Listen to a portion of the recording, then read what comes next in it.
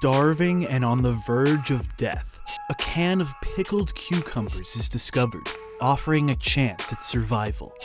They were glorious pickled cucumbers of hope.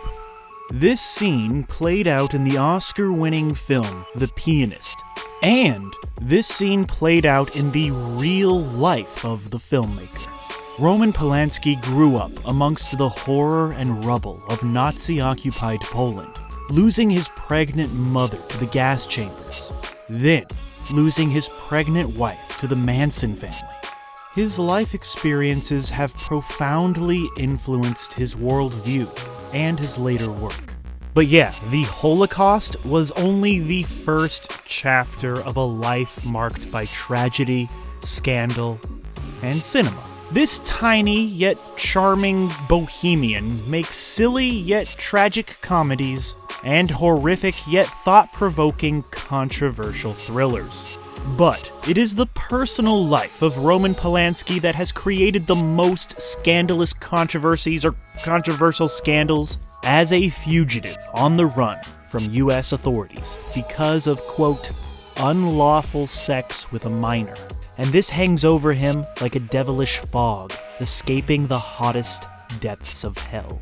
No amount of holy jacuzzi water or celebrity support seems to be able to put out these flames. Many of his films involve a crime occurring near, in, or around water. So, that whole art reflects life kind of thing. 'Cause this famous person drugged and sodomized a 13-year-old near, in, and around a jacuzzi. Sometimes Hollywood seems to be totally cool with this, as evident with their standing ovation at the Oscars, for which he couldn't attend because, he sodomized a 13-year-old. But how is Roman Polanski doing now in a post-#MeToo era? Or a post-Jeffrey Epstein era? And are his movies really that good? Well, yeah, they are, most of them. But only if you have the power and the ability to separate the art from the artist. So now that this dude has reached his 90s, it's time to ask many, many questions, one of them being, what the f*** happened to Roman Polanski? I think you going somewhere, you desire certain things, and you, of course, make mistakes on the way. I can't regret my mistakes, it would be silly. You just acknowledge them. I acknowledge my mistakes. But to truly understand what the f*** happened to Roman Polanski, we must begin at the beginning, and the beginning began when he was born on his birthday, 1933, Paris, France, moving to Poland at age 3. After barely surviving the atrocities of life in the Jewish ghetto during World War II, as a youth he dabbled in acting, on the radio, in theater, and film, most notably the feature A Generation in 1955, leading him to his true passion, directing. Roman began to create numerous short films that quickly earned him recognition in the artistic community. Polanski's first feature film came by way of Knife in the Water in 1962. Like most of his films to come, his depictions of romantic relationships and violence in this thriller on a boat upset many Polish critics and Polish authorities, including the Prime Minister. So for some time, Roman viewed his debut as a failure, until he learned that Knife in the Water was doing very well outside of Poland, becoming the first Polish film to be nominated for Best Foreign Language Film at the Oscars. Roman's next project, Repulsion, won the Silver Bear at the Berlin International Film Festival.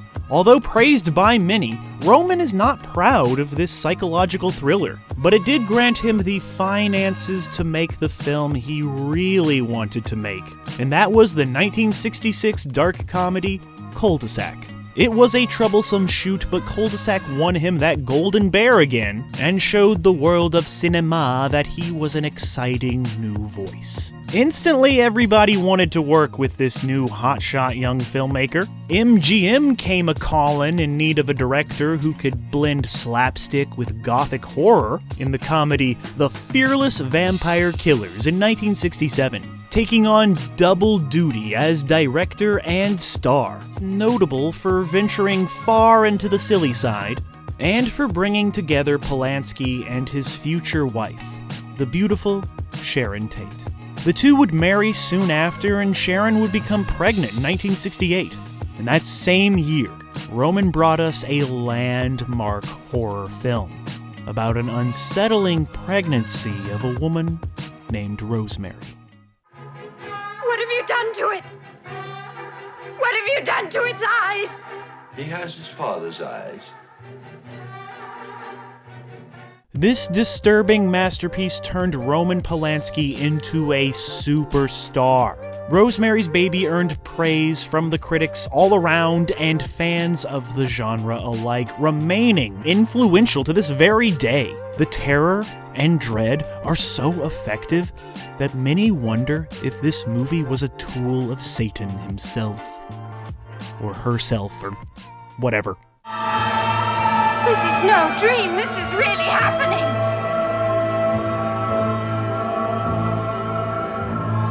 It was now the summer of love, 1969, and Roman was in Europe working on his next project when he received a phone call with news from back home in California. The voice on the other side simply cried out, "They're dead. They're all dead." Polanski's world collapsed. His wife Sharon, their unborn child, and multiple friends were butchered at the evil hands of Charlie Manson's cult. The pain and violence suffered that night is unspeakable. Nobody knew how to handle this kind of news, and the media was quick to tie this horror movie maker to the crimes with zero evidence, trashing his name and Sharon's just to manufacture a catchy headline until they found the real killers. While grieving, Roman visited the still bloody crime scene to help himself try to understand. Americans' views on how dangerous the world can be were shaken forever that night, shutting the door on the flower power movement and what it really means to be safe in your home. This personal tragedy for Roman, well, it was an end of an era for everyone. Polanski, Hollywood, and the world as a whole seemed to just give up on a peaceful, hopeful future and flirt with embracing darkness. Friends and family said that after the killings, Roman was, quote, not himself for years. Understandably so. I don't know why, the thought came that I may not see her again. Many sociologists, as a matter of fact, seem to feel today that scenes in films or TV can actually act as a catharsis, can actually relieve the tensions. I'm positive. I tell you what I think is really dangerous, and what kind of violence can inspire violence. It's the sterilized, the Hollywood type of violence. It is no surprise that his next film would be a dark and violent take on Shakespeare's Macbeth, just a few years later in 1971. But then he would go right back to comedy with the surreal, sensual film What? And what would Roman do after What? Well, it would be very difficult for him to return to LA after the tragedy, but that's where he would shoot his next masterpiece, Chinatown. This brilliant film has been praised for its storytelling and its acting, and of course its directing. It's a neo-noir mystery that was nominated for 11 Oscars and is pretty much on everybody's lists of greatest movies ever made. You know, those kind of lists. Look for a Polanski cameo with a bloody knife, which always seemed strange to me considering the method of the Manson murders. I don't know, maybe it's just me. Polanski did one more film before his life fell apart once again, and that film was the paranoid thriller The Tenant, which he also starred in. This was kind of seen as a failure, a dud at the time, but has later gained an appreciation from fans of the genre. Something altogether new, altogether chilling. No one does it to you like Roman Polanski. Then, For some reason, in 1977, Roman Polanski found himself alone with a 13-year-old aspiring model named Samantha. They were engaged in a photo shoot in the hot tub of Jack Nicholson, who was not home at the time, and soon, at the request of Roman, this child's clothes started to come off.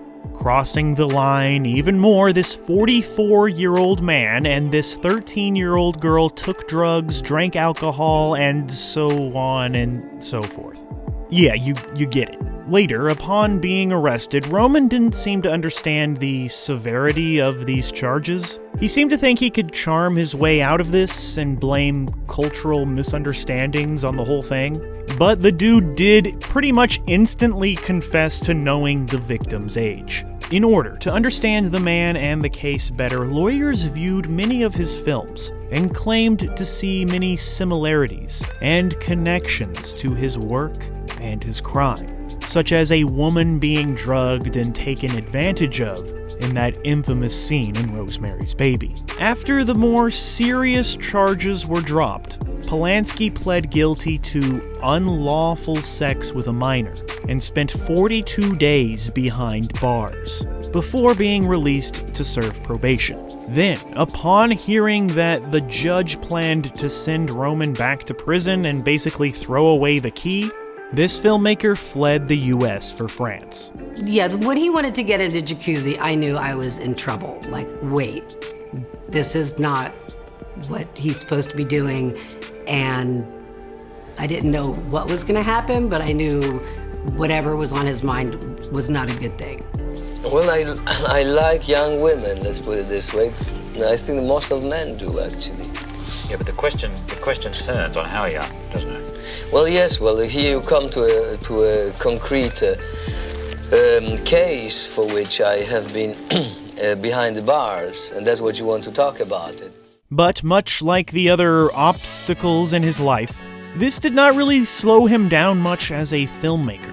Apparently, you can still make movies in places that are not the United States. Roman immediately got to work on Tess, a film dedicated to his late wife Sharon Tate, who was originally set to star. It was a return to Oscar-nominated form for Roman, but then for some reason he took a 7-year break from filmmaking. I guess to focus on himself and his soul, or whatever he has in there. That's right, Roman Polanski waited to the late 1980s to bless us with another picture.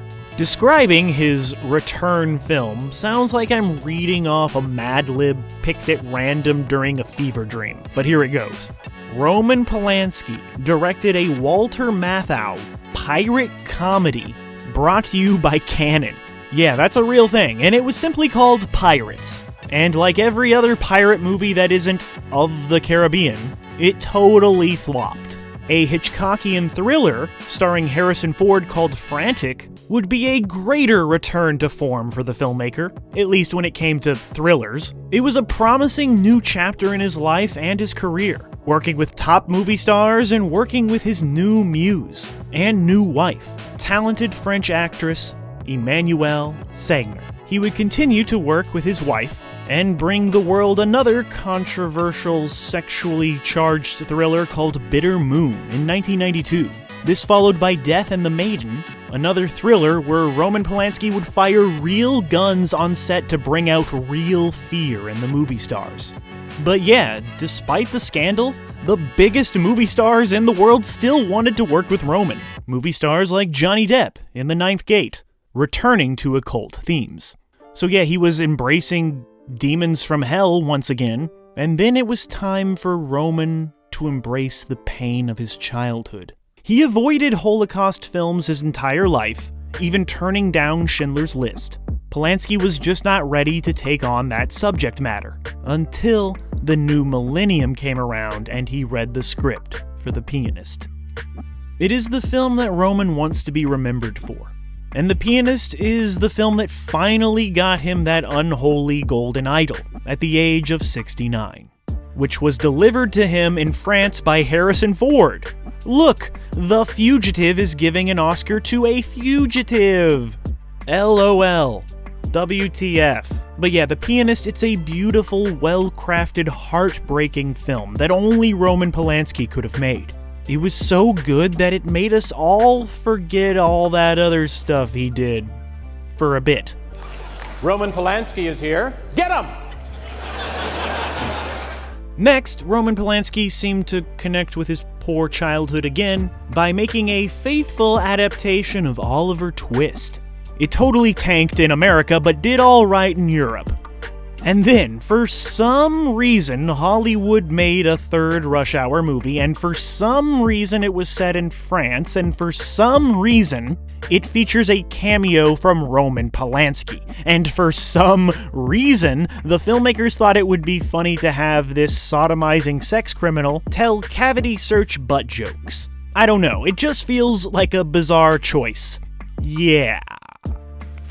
This will just take a moment. Welcome to Paris. Oh, shit.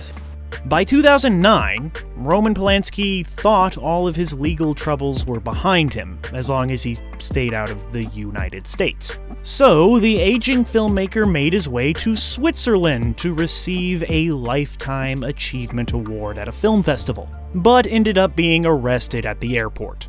He would then spend 10 weeks in a maximum security prison, followed by 8 months house arrest.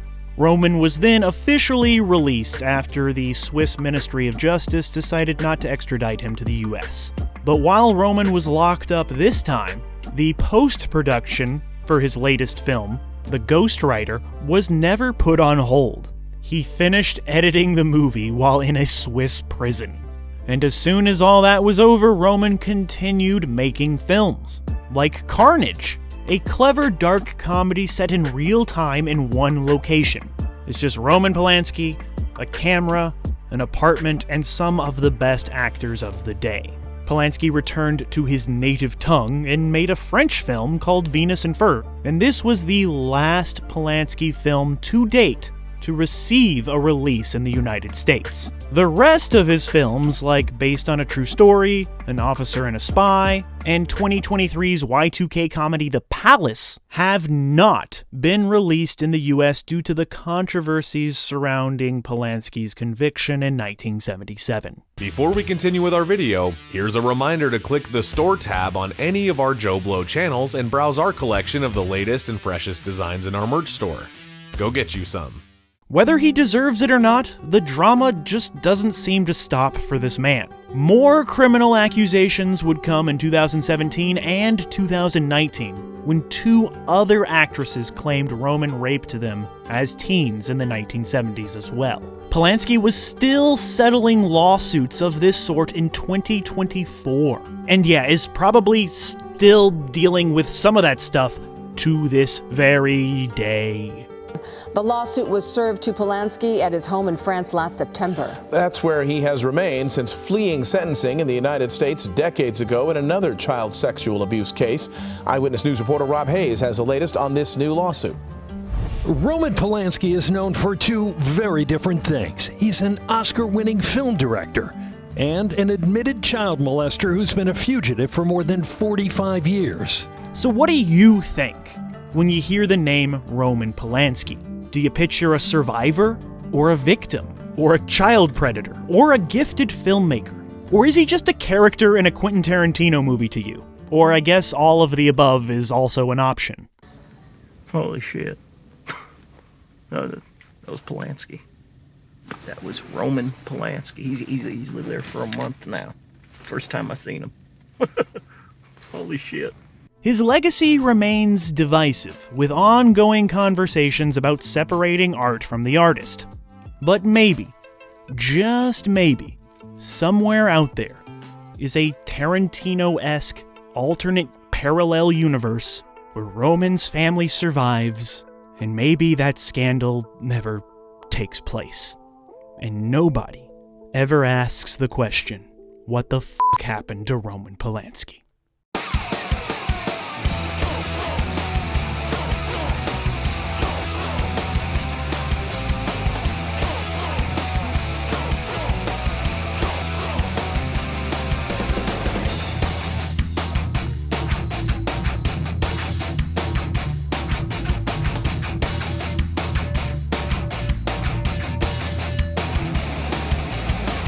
Thank you for clicking on our video, everybody. If you like what you saw here, please make sure you like the video and subscribe and share with your friends who like this sort of content. JoBlo remains an independent company, and we appreciate all of your support.